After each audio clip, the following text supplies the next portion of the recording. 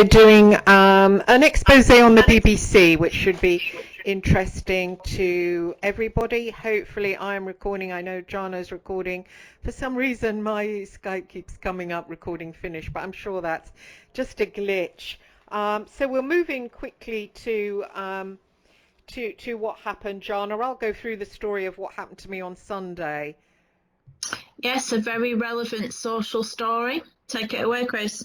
Yeah, so on Sunday, as people know, I've had dealings with Hacked Off, and Hacked Off constantly want me to talk about working for the Daily Mail as a private investigator slash journalist, and working for the Sunday Times in the past. So I went along. I was doing a story on them. They wanted James Hanning, who is ex-Independent on Sunday, to interview me. So during the summer months, I think it was back in July, I went along and met with James Hanning in Richmond. We had dinner. He taped me. We did a long interview about news gathering, illegal and otherwise. The story was then supposedly due to go into byline. So it went on with the long interview. The thing, it turned out to be 70 pages, the interview. He typed it up. Then I signed it in an affidavit. So I did notice certain things were tweaked. So I tweaked them back before we went to the lawyers. We signed. In return for doing it, Hacked Off very kindly helped me with my car. No payment was made to me. Payment was made to the garage for my car. It was made to two different garages because the car, as you know, your Ring Engineering pretty much destroyed the car, and I had to then go to M&S Autos. So they covered all of that. I think it ended up 4,000 paid to the M&S and Ring Engineering. Ring Engineering totally took the money and did nothing. So then from there, they said, would Graham Johnson, on behalf of Hacked Off, which was run by Max Mosley and Hugh Grant, funded by those guys anyway, they then arranged for me to meet at the Ivy restaurant in London with the BBC. So I sat down with the BBC, and the BBC talked about news gathering on Prince Harry. I think I did an earlier video about it, and the royals, and stuff about, you know, I had done investigations around Princess Michael and Keith Richards, Rolling Stones, Tom Hardy, Colin Firth. We talked about all this. Graham Johnson said he'd like James Hanning to write a book, co-written with me. James Hanning later said he wanted his name on it only. So there's been a bit of a hold up there. The BBC girl turned around to me and said, how has it felt to live a life of crime? So I sent her an email, said I didn't want to move forward with that because it wasn't true. I've worked really hard in my life, and if I did do something when I was working for the press, let's have it out in the open. Let's go along to the police and say, oh, well, I did this and I didn't know it was illegal. But what I did, and I think they were focusing on something to do with Colin Firth. There was a paedophile at his school, and I rang the school using a pretext to find out about the paedophile. Correct me if I'm wrong, but that's public interest story. And also there was when Keith Richards had a coconut fall on his head, I rang his wife using a pretext that I was a relative. And according to Graham Johnson, the BBC, that was illegal. What I do know is I've never hurt anybody in any kind of silly little pretext that one might use to get a story. And I've never done anything illegal, because I was always aware when I entered into Fleet Street that they would ask you to do illegal things, then they would turn you over. That meaning that they would do a story on you. Oh, look at this illegal shitbag. So I was always careful what I did for them, made sure that it would never get me into trouble. So they constantly wanted from me, especially Graham Johnson wanted, you've done this, you've done this, you've done this. And he said it over dinner, and I said, actually, Graham, I was asked to do this, but I most certainly didn't. And sometimes I was even threatened by people saying, if you don't do this, you won't get any more work from us. And what I did, I would say, well, what's the tip then? They would say the tip. I would say, oh, can't find. I tried it, but I can't find. And if they push me, sometimes I would say, yeah, it's true. You're right. I've stood it up. I've made some calls, but I refused to do it. And that's how I got round it. And so these journalists at the time, these scallies, thought that I did ABCD when I most certainly didn't. And Graham was one of them, so that's why he's got it in his head. And it's very hard for me to disabuse him of that. And when I spoke to him, I said, Graham, it's not that I'm some kind of moralist. It's the fact that it's illegal and you're doing it, you might as well be doing it for the cops, because these journalists, they are like journo coppers, and if you do anything like that for them, they've then got something on you, and then they, at some future date, if they're short of a story, will write about you. I said, and I'm not that stupid. I know the score with you people. Now it's almost like 10 years later, Johnson has come round and he's trying to do a story on me. So it kind of proves that I was right all along, which every private investigator knew, apart from Mulcair, who wasn't a private eye. And so 10 years later, there's a journalist going, oh, you did this for us. I want to write about you. And I'm like, no, I'm sorry. I saw you coming before. He doesn't believe it. He doesn't believe that, I could have seen those type of people coming. But the fact is, the private investigations world knew very well about what they were like, and word went round. It didn't go round to Glenn Mulcair. That's why he did the hacking. Most private investigators wouldn't go near journalists. So when I did go near them, I was very careful about what I did. Johnson, again, can't seem to get that around his head. Anyway, when I was dealing with Johnson, there's a lot of documentaries right now about News of the World, about the Sun, about news gathering. One of them is... it's an outfit in Covent Garden, and Paul Samurai, who also does stuff for Channel 4, was doing a documentary on it. He wrote me into the Channel 4 documentary on Millie Dowler. They filmed me for that, and another documentary that he's dealing with, which deals with Mazza Mahmood, because I worked with Mazza Mahmood a couple of times, not many times.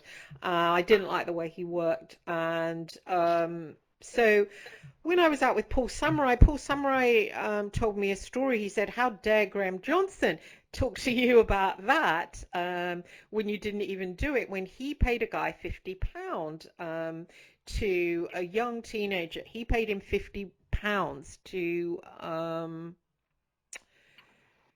hold a gun.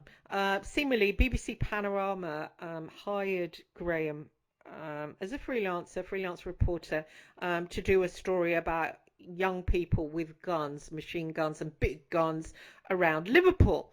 And Graham Johnson couldn't find any young guns. So he thought, I know, I'll ask a friend of mine to pay a kid to put a balaclava on and hold a gun, and we can say, look, young guns. And I believe in the video, that Frenchy guy who's been on Sean Adams' show, he's in this Young Guns. It's on YouTube as well. I can put a link to it below. And so I said to Paul Samurai, this is a couple of months ago in the summer, I said, well, that's disgusting he did that. He goes, yeah, and the kid got into trouble. So I thought, oh, maybe his parents told him off or something, because he said something like, he said, the kid got in the shit. I assumed that he meant his parents said, oh, you're a badass, because seemingly his father recognized him. So I thought, oh, so I remember laughing at the story and saying, oh my God, his dad recognized him. And, oh, that's bad. He got him in trouble with his parents. And then I was talking to someone called Dr. Larry O'Hara, who's a Media Watch person. He writes a news story, and he said, at the BBC interview in the Ivy, he said they would have taped you and they would have filmed you. And I said, well, look, I haven't done anything, but I do feel as if I'm being set up by the BBC. Do you know what I mean? Like, she says to me, what's it like to live a life of crime? And I'm sitting there with my chips. I had a mouthful of chips. I believe she was filming me at that point. And I said, why? I didn't know I did anything wrong. So I looked like a chump. And so they secretly film me, secretly take me. That's the BBC for you. I don't mind. I've got absolutely nothing to hide. And so going back to that, Larry O'Hara put me wise. He said, you're probably going to appear on the BBC. I wrote to Claire and said, you know, I don't want to take part in your documentary. She didn't reply, which proves that it was a like setup. And Graham Johnson didn't reply, which proves it's a setup. So I've been talking to Larry O'Hara and Paul Samurai. And this question, you know, the story about this boy holding the gun, I mean, you know, I didn't think anything more of it. Comes this Sunday, both Paul Samurai and Larry O'Hara text me. I look at the text and I'm shown a copy of a story. It's in the Sunday Times, on the Sunday Times, August 29th, 2021. The story is written by David Collins of the Sunday Times, who I've just rung and spoke to, recorded the call. And the story is called Boy Paid to Flaunt Gun on BBC Spiraled into a Life of Crime. Now, a teenage boy, the story goes, a teenage boy was paid £50 to obtain guns and ammunition and flaunt them on camera as part of the BBC Panorama documentary that led him to a life of crime. Stephen Hooton, Hooton, was paid by a fixer to appear on Panorama, presented by Jeremy Vine. Now, the story goes on to say that the poor boy, and honestly, it really upsets me, actually. It really makes me feel bad. Oh dear, it's because you've got a son. No, it's not that. It's because my son's too, like, switched on. It's because, like, I grew up in care. And when I was a teenager, I was, like, really wild and really stupid. And if someone had come to me and said, so I'll give you 50 quid, you put a balaclava on, hold the gun, I would have done it. And he spent 5 years in prison. 5 fucking years. I'm sorry for swearing. I'm so fucking upset. When I was told the story back in the summer before it hit the papers, I was told by Paul Samurai that I thought, well, probably I wasn't listening properly or something, but I thought he just got a telling off from his mum and dad.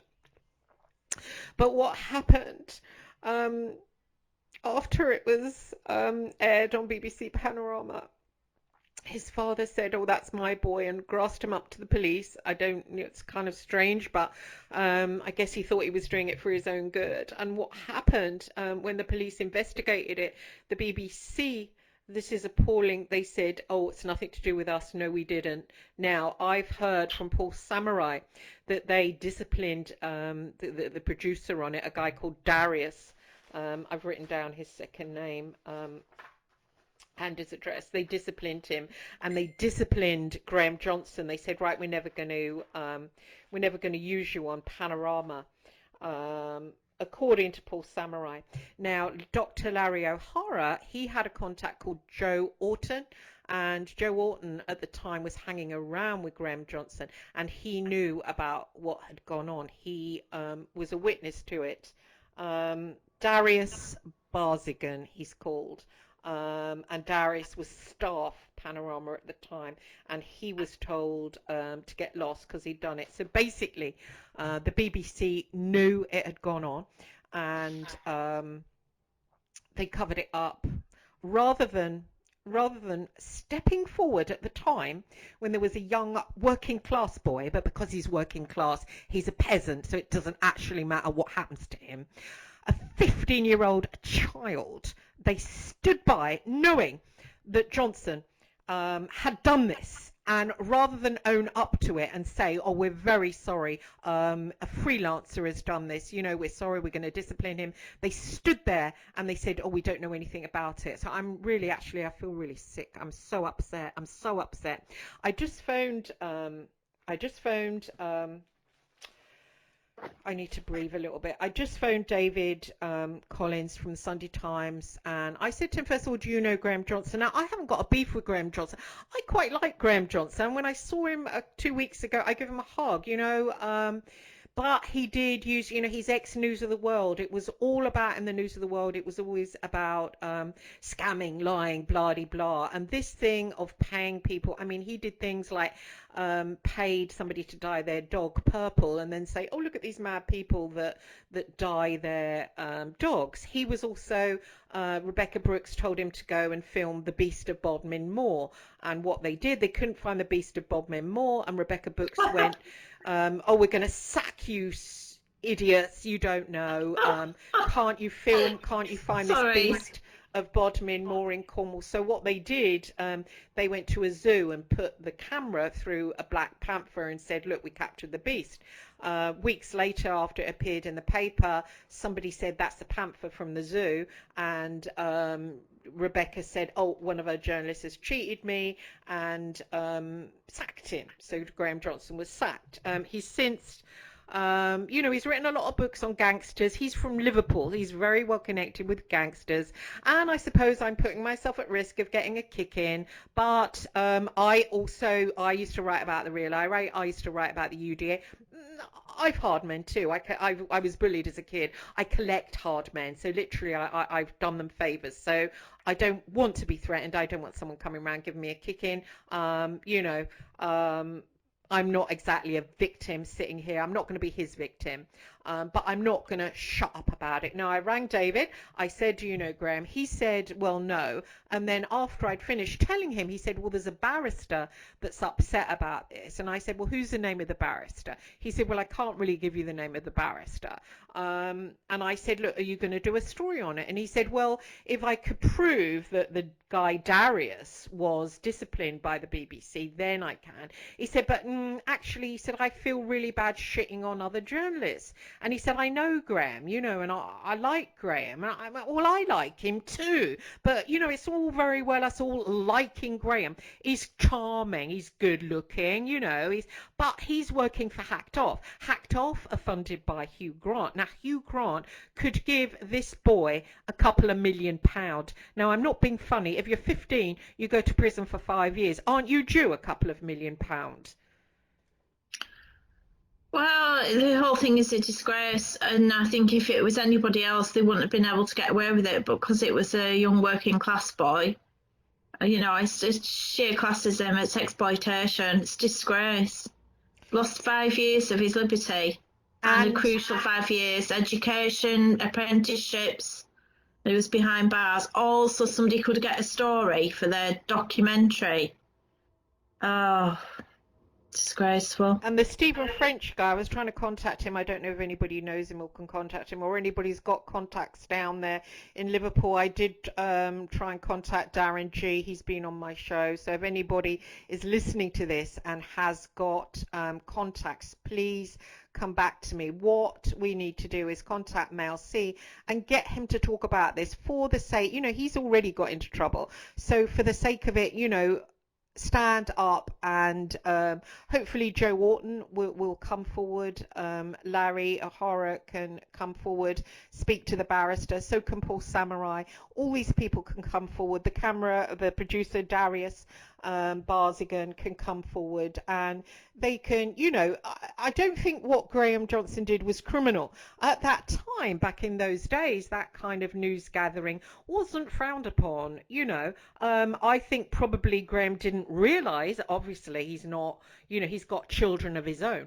He wouldn't have realised about this boy going to prison for 5 years, but now it's come to this point, and this kid's so upsetting. This kid has, from the 5 years in prison, I know these boys that have been on Sean Atwood's show and whatever will testify to this, he then went on into a life of crime. He met up with gangsters in there and then became a gangster. So this is why he's hitting the papers right now, because he was sentenced again for another long sentence. I mean, the BBC have actually, by hiring Graham. Graham did the BBC are responsible. So, okay, Hugh Grant isn't responsible, obviously. I just thought he could maybe do an act of kindness. These celebrities are getting payouts all the time for little mentions in the press. Why doesn't someone come forward and help this young boy? But who it is at the end of the day, the BBC should have done a thorough investigation, should have said, oh, well, how did you get him? How did he get the gun? What went on? Which they did. They've disciplined Darius Barzigan, and they should have come forward and said, and they're still denying it. Apparently, David Collins then went, and it says, BBC spokesman said last week, we have absolutely always denied this, and we stand by it now, that we cooperated fully with Merseyside police. Well, if they cooperated with Merseyside police, Paul Samurai wouldn't be telling the story. Larry O'Hara wouldn't be telling the story to me weeks ago before this came in the paper. I wouldn't have heard that story. And Jo Hart wouldn't have been a witness. So it's like the dogs on the street know about it, but apparently nobody else knows about it. And I've just told David Collins about it. He's not really interested in it. Why aren't people interested in it? Because I believe, I've just been in tears. As you know, I rang you after I came off the phone with him. As you know, it's because he's white and working class. Nobody gives a damn. If he was a middle class boy, everyone will be up in arms at this point, and there'll be people stepping forward to doing different things. It's my opinion that this can be put to bed very easily by talking to Paul Samurai.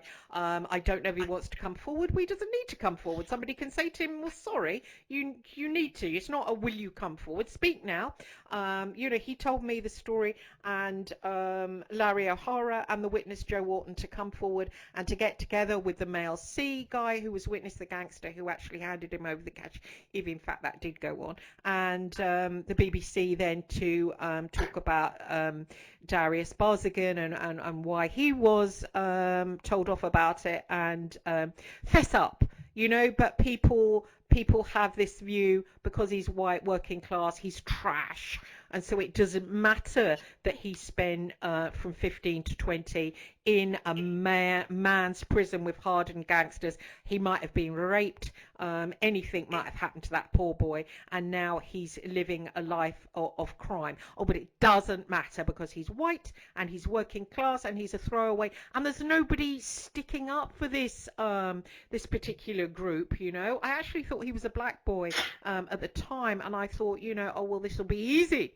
to sort of, you know, get people looking at it. And now I just found out, I asked David, he said, oh, he's a white boy. I thought it's just going to be impossible. I spoke to various news outlets, nobody wants to cover it. It's a, oh well, yeah, that was a long time ago. Oh, so I'm reduced to putting it out on this platform, and it just means that nobody, you know, I haven't got a big audience, and it just means that nobody's really gonna listen. And I just feel really bad that they've just flushed a kid down the toilet.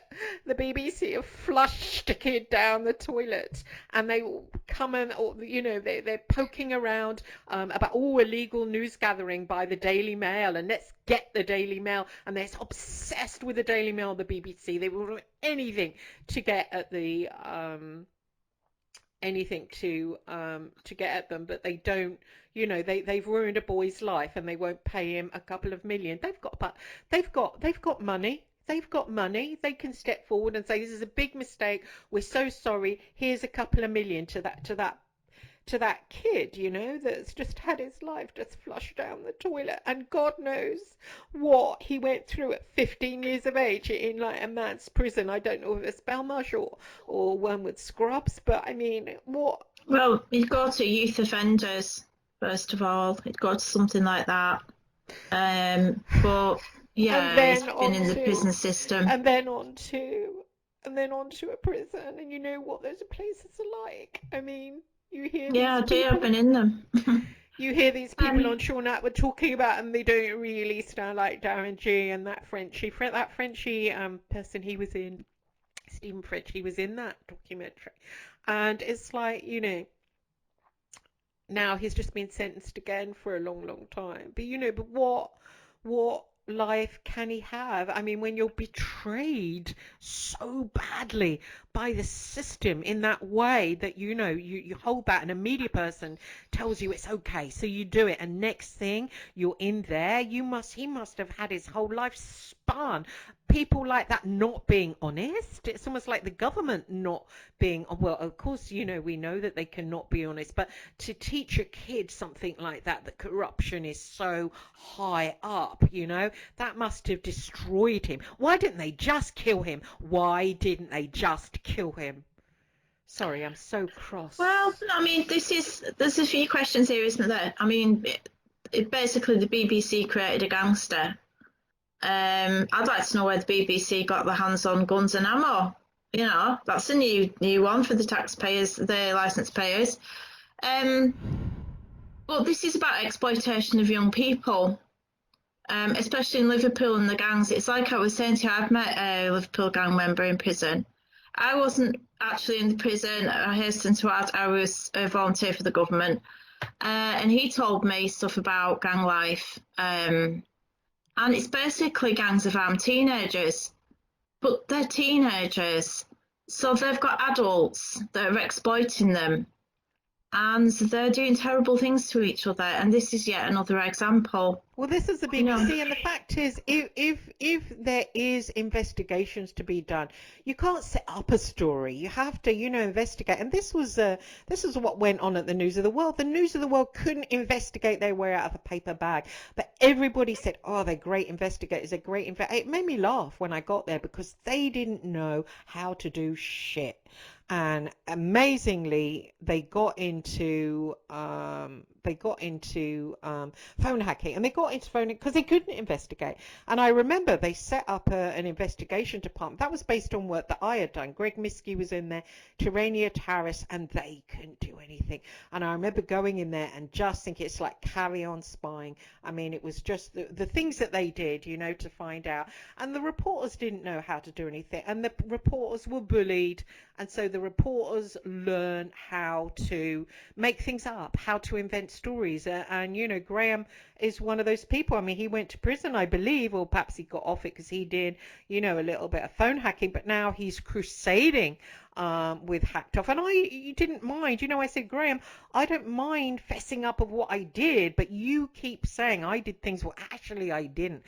And I didn't do them, not because I'm some great moral persons, because you journalists are scum. They're scum. And does he think that I didn't know that they were scum? I mean, my life was destroyed by the press before I came into Fleet Street. I knew I was dealing with scum. I knew I was dealing with people that would try and get me to do illegal things and then go ha ha ha ha ha like that, and oh shit, you got caught for that, oh bye, off to prison. So I was in that kind of thing as well. I remember Alex Marinchek, and I like Alex. He said to me, go along to a nightclub and scored cocaine off a celebrity who was dealing cocaine. And I said to him, isn't that illegal? I mean, I literally didn't know. People don't know. I said, isn't that illegal? And he said, no, it's okay, it's covered, it's because it's us, it's fine. And I'm like, oh, okay. And I went along, there was something in my guts, and I thought, I'm not going to do this. They're scallies, and the warnings I had from other private investigators who had been turned over by them, who had worked for them for 3 years, and then suddenly they'd open the paper and they'd have an expose, illegal, scummy private detective. And I thought, oh, I'm not going to be one of them, and according to Graham Johnson, he said, oh, you still did things that were illegal. Well, if I did, great. Let's go along to the police now, and I'll ham myself in. But I haven't heard from him, actually. James Hanning, who was going to do the book on me, his daughter had an accident. She paralysed. So he said until she gets better, I can't do anything. But, I'd rather write my own book than have someone else, which I have written my own book, but I can't get a literary agent for it, but never mind. So I just want to do a fast blast on this. I mean, the boy himself is called Stephen Hooton, Hooton. I don't know what we can do. I'm putting it out there. I'm saying for people below, share this around, please. Put it out there.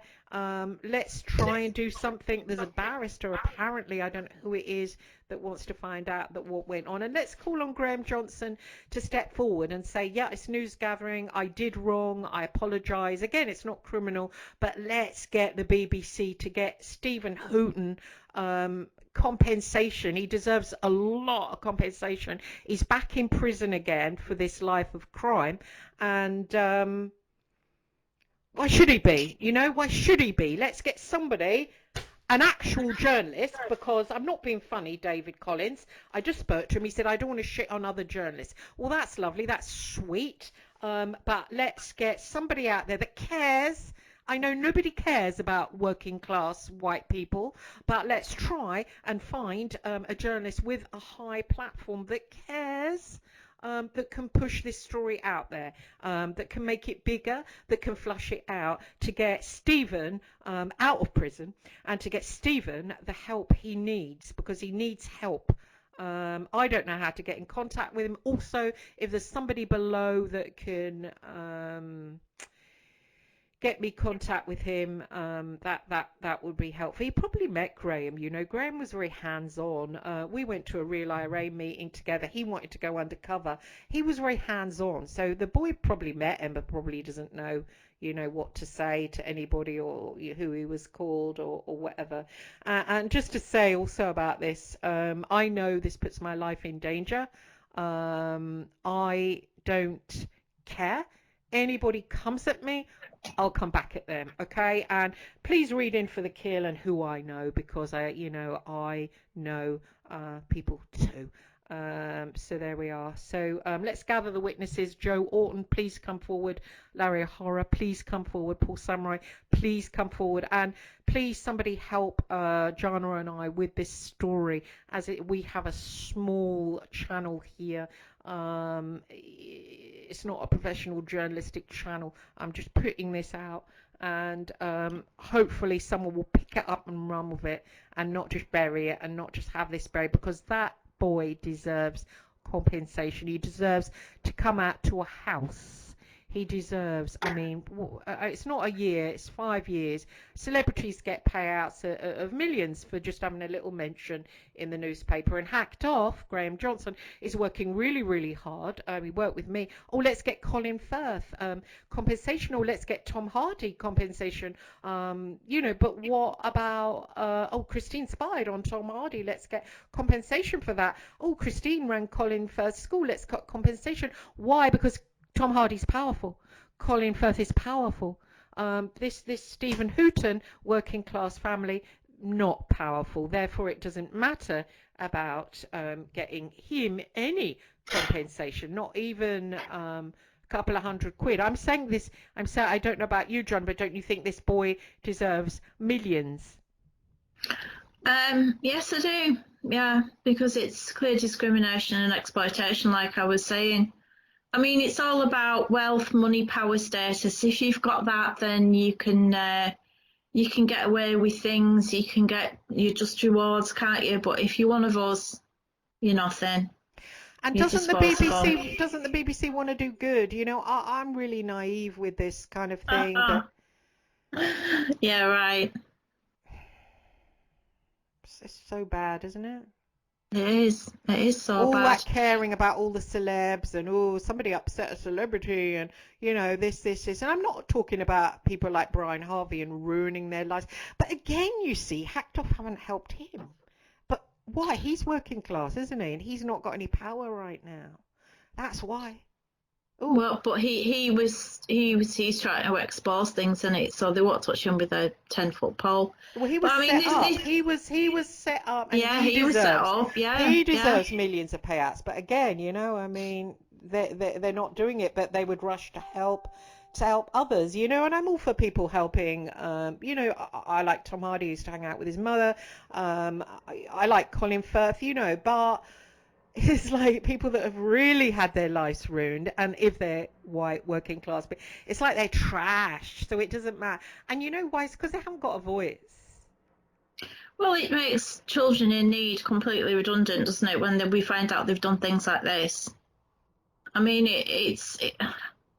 it's like a real false representation of what they're really like. They might as well When have you, killed him. They might as well have killed him. yeah, yeah. It's appalling. I can't even believe it. I can't believe it. I can't even, and What's I he gone can't to believe prison I'm not for? being funny. I just came off the phone to David. I'm not being mean about him. But I don't want to shit on another journalist. Come on, journalists out there. I'm sitting here, haven't got a bloody job, right? But I tell you what, if a story is given to me about something like that, I don't say, oh, I don't want to shit on another journalist. I mean, I'm sure I've made a huge enemy now out of Graham Johnson. Does he think I've shat on him? Just to say, Graham, I haven't shit on you. I just want that kid to get paid. I just do. I know what kind of kid he was. I just want him to get help. I really do. That's all I want, and he should want it too. Okay, he should want it too. As a Liverpool working class person, he should want it too. It's not a crime what he did. He should want it too. And the BBC should be the ones that reach into their pocket and hand it to Stephen Hooton. He's now started a jail sentence. I don't know how many years that is for. I mean, he might as well be dead. What Sorry, did he do? What crime has he committed, I allegedly? can't think actually. It's in the it's in the Liverpool Sunday Echo. Times. It's in the Sunday Times. So anybody that wants All to right. see it, to look back at the Sunday Times, the story is probably online. I'll see if I can link it below. Boy paid to flaunt gun on BBC spiraled into a life of crime. I'll take a picture. I'll put it up as the picture on this. This is all very, I haven't got a platform as a journalist, so I'm just hoping that somebody out there with power will pick up on it. Please pick up on it.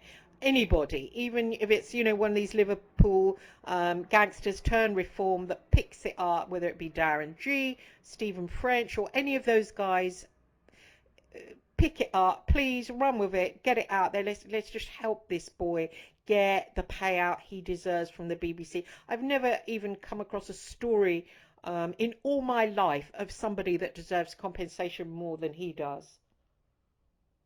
5 years for something you didn't do, courtesy of the BBC. Wow. God. Who then turn around and don't own up about it. And then there's journalists that know, and they're like, let's brush that under the carpet, that one. Because we journalists are all matey with each other. Just think if his parents had been middle class and they had money, there's no way he would have done 5 years. This wouldn't have happened. No. This wouldn't have happened. And they would have got compo. He would have been out in 6 months if that, and they would have got compensation. There would have been all strings pulled. Yeah, and somebody who knew somebody would have spoken to somebody at the BBC, and somebody would have spoken to somebody at the police, and somebody's barrister would have spoke to somebody's lawyer, and it would have got, he wouldn't have done, I don't think, anything. This is because this is a throwaway boy. 1 second. Sorry, my son has just called me off. I best cut short. All right. Thank you for coming on and interviewing me over this, and it's very emotional. I'm drained. No problem. Let's hope this flies. I hope so. Thank you for listening, and please share this around, because as I say, nobody is speaking about it. Please be one of the people that are speaking about it. Thank you for listening. Stephen Hooton deserves justice.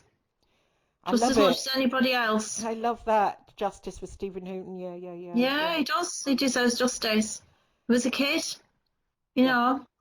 Let's be the people that stand up and help him. Thank you for listening. Thank you, Jana. That's Christine. Thank you. Bye.